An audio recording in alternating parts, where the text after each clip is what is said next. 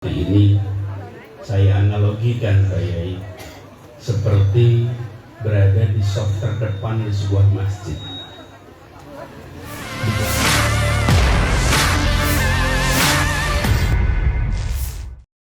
Bakal calon presiden dari Nasdem, Anies Baswedan, menganalogikan dirinya yang saat ini maju dalam Pilpres 2024 seperti sedang berada dalam saf salat berjamaah. Anies mengungkapkan hal itu saat berkunjung ke kediaman Kiai Haji Fathul Azim, kawasan Kesultanan, Kelurahan Banten, Kecamatan Kasemen, Kota Serang, Banten. Anies Baswedan mengatakan kedatangannya ke Banten Lama silaturahmi sekaligus mendapat nasihat dari para tokoh serta ulama di Banten.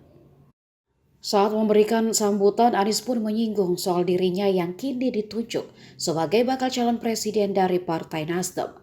Ia menganalogikan jika posisinya kini seperti berada dalam saf jamaah salat di masjid, yang kemudian orang-orang seolah mendorongnya dari kiri kanan, sehingga ia bisa maju sampai ke depan memimpin saf. Dari kondisi itu, Anies tidak ingin disebut mencoba melangkahi orang-orang yang ada di kiri kanannya. Namun ia mengatakan jika apa yang dipercayakan padanya saat ini adalah sebuah amanah.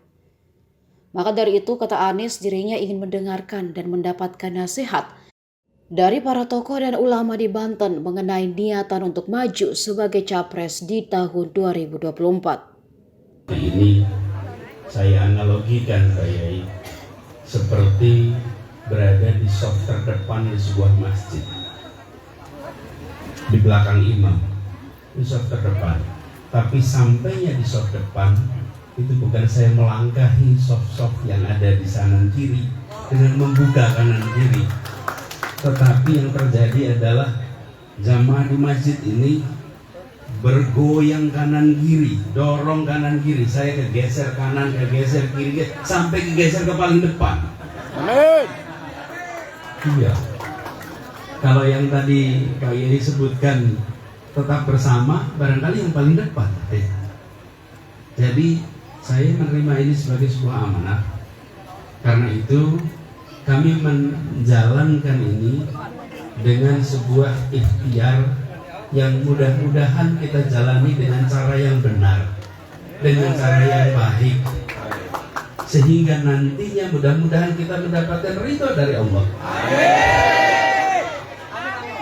Amanat ini besar, tapi insya Allah tidak berat. Bila dapat ridhonya, yang besar itu ringan.